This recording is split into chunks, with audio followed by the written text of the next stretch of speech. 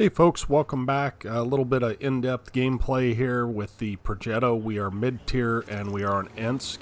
And I don't know what's taken me so long to get started, but probably trying to decide where to go. And I decide that I want to watch the tracks on 6th line here. And the reason that I want to do that is I want to make sure that if I don't take that shot because I don't want to get spotted right away, and it was a hope shot anyway. But I've decided that I'm going to watch this middle because it seems like in a lot of cases people flank from this middle.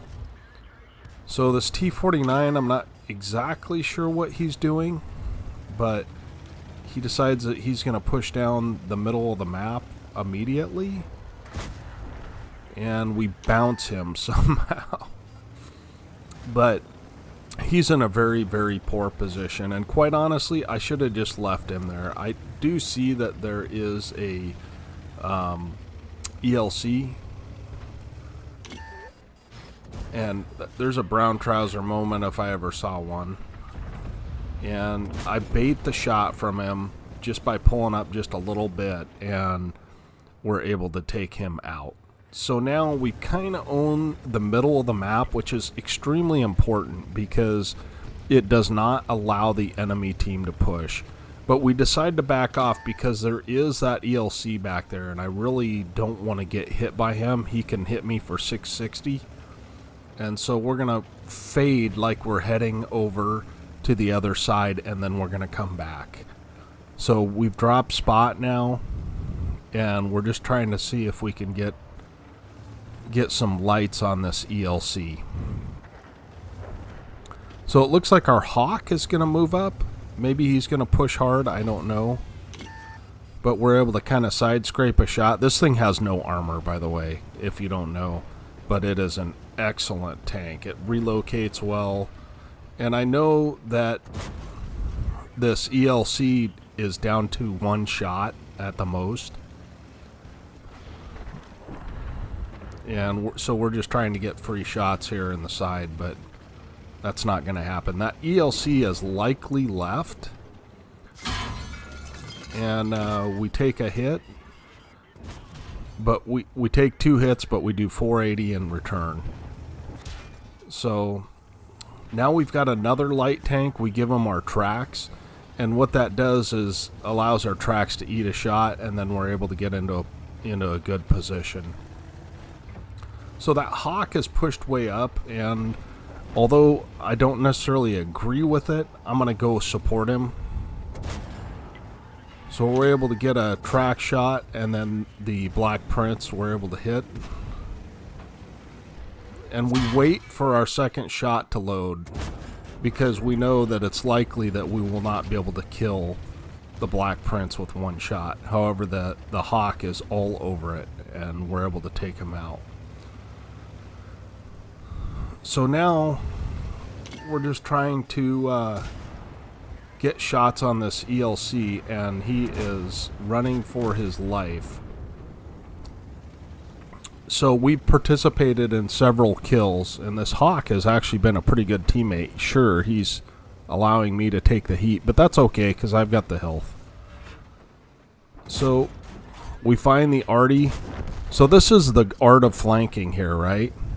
You start getting free shots after you've got a flank, and we're able to take out the arty.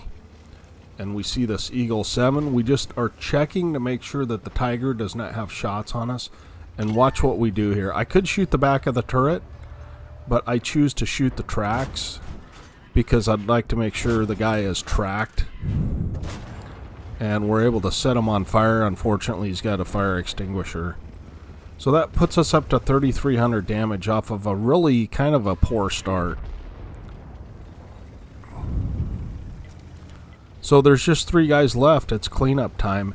And every time we relocate, we are pushing the action to make sure that we're loaded, basically. So that's the beauty of these auto reloaders, is you're always reloading. So you just wait, bide your time a little bit. We notice the UDES is towards our cap, but that is not going to happen.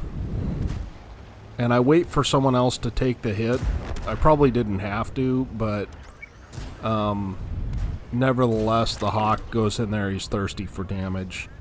And we see this Object 704, and potentially I'm a one-shot for him. We've got guys all over the map.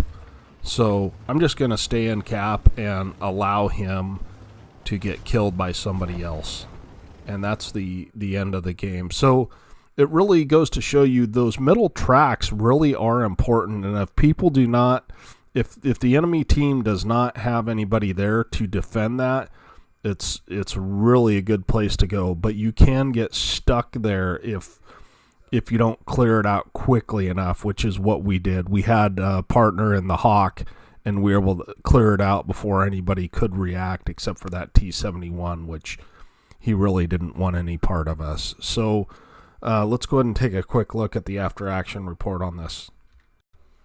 Okay, here we are at the after-action report. We ended up with a first class and a high caliber, which mid-tier in Ensk. I'm happy with that.